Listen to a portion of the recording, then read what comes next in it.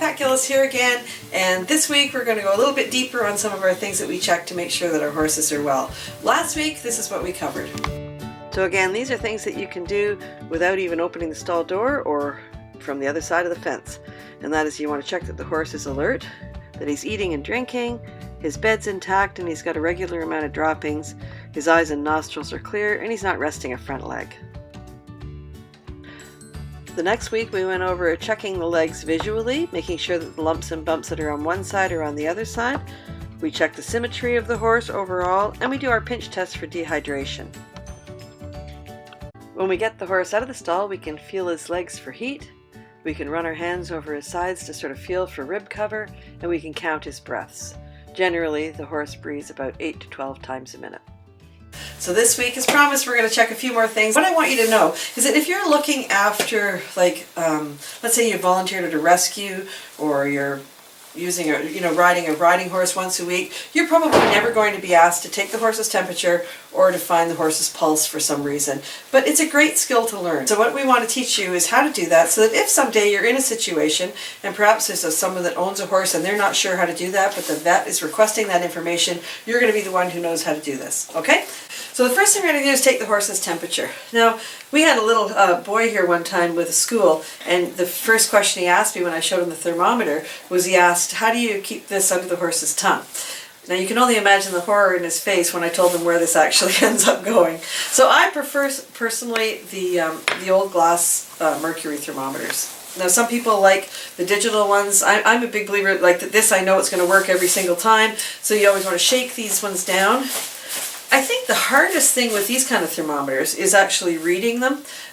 People of a certain vintage like me probably are used to reading these because you grew up with this kind of thermometer, but kids who've been just dealing with digital ones, you might find it a little bit tougher. Practice before you insert it in the horse, right, so you can learn to read it. What you don't want to do when you're reading a thermometer like this, a mercury thermometer, is hold this end while you're looking at it. This is the business end that's going to be getting the temperature, so you don't want to be touching this end because then you're kind of taking your own temperature, right? So you have to hold it with the one hand. But the first thing you do, as I say, is you shake the thermometer down so that all the mercury gets back down to the bottom down here. I usually put a little bit of Vaseline on it, so I'm going to get that now. And as I say, it's not going under his tongue, it's going to the other end. Okay.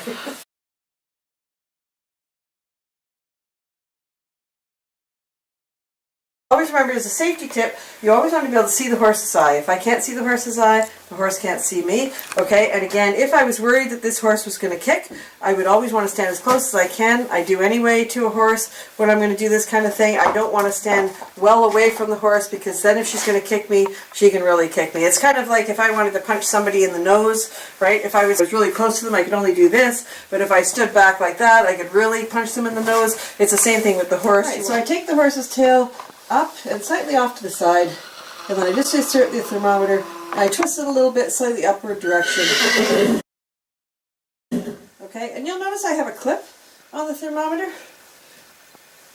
Somebody asked me once, why do we clip the thermometer to the tail?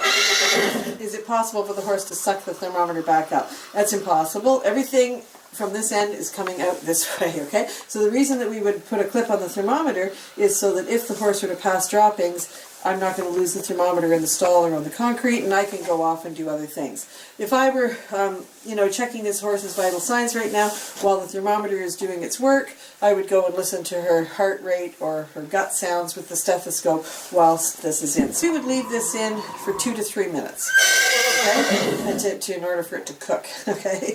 So once we want to take the thermometer out, we would unclip this again, move the tail off, oops, and then we would just pull the thermometer out.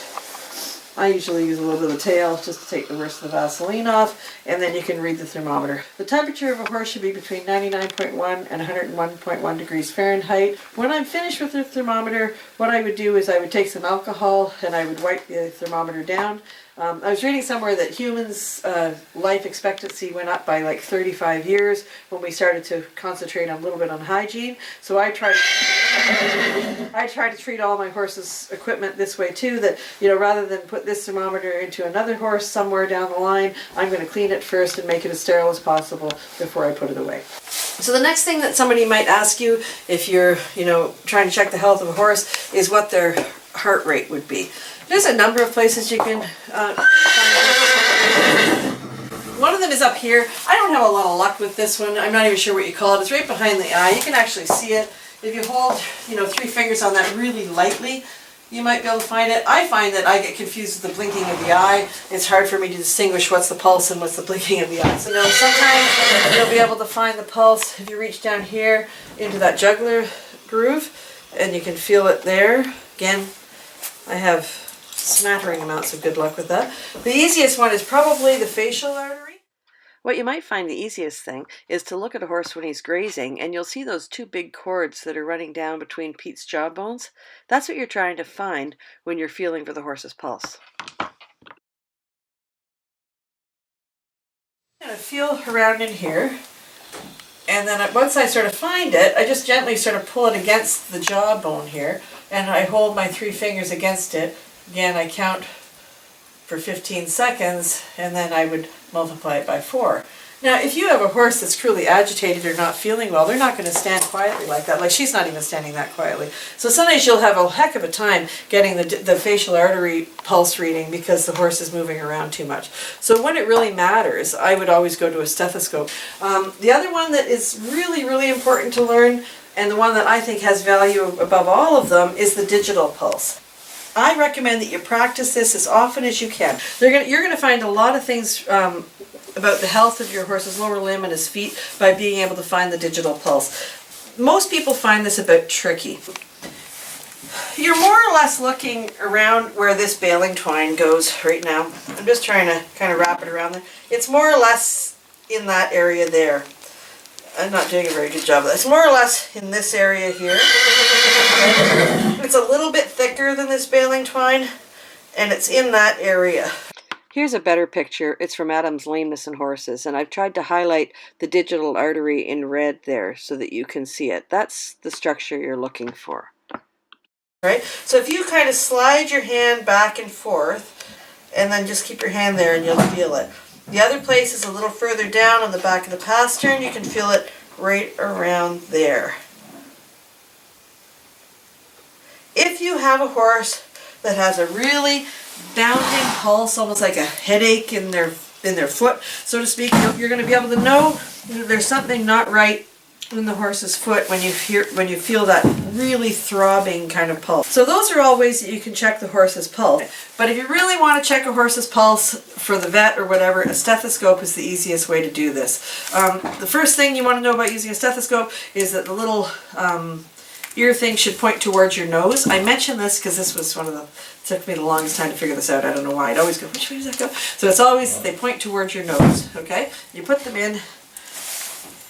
And then what you want to try to do is sort of orientate yourself to where the horse's elbow is. The light wasn't very great there, but essentially you're going up behind the elbow and up onto the chest wall cavity. If you move it around a little bit, you'll find it eventually. The thing with a horse's heartbeat is that it's quite slow, but it's also in 2 beats. So it kind of goes flub, flub, flub, flub. And what will happen sometimes is people will count that like 1, 2, 3, 4, and then you end up with a really high heartbeat, right? It's actually flub, flub, that's 1. Flub, flub, that's 2, okay? So once you're listening for that, and if you listen to it for 15 seconds, multiply it by 4, and the horse's resting heart rate should be somewhere between 36 and 42 beats a minute. So those are a couple of ways to tell, whether your horse is well again. You're probably never going to be asked to take a horse's temperature or to take the horse's heart rate, but I strongly recommend that you learn, especially that digital pulse. You will be able to narrow down a lot of lamenesses in a horse. If you feel a throbbing pulse like that in the foot, that's where the site of injury is, and it's a great thing to learn how to do. The other thing is, too, you never know if you're somewhere where you're you're not expected to know this kind of stuff, but someone needs a horse's temperature taken, you'll be able to raise your hand and say, I know how to do that. So till next week, remember to thank your horse, and we'll see you next time.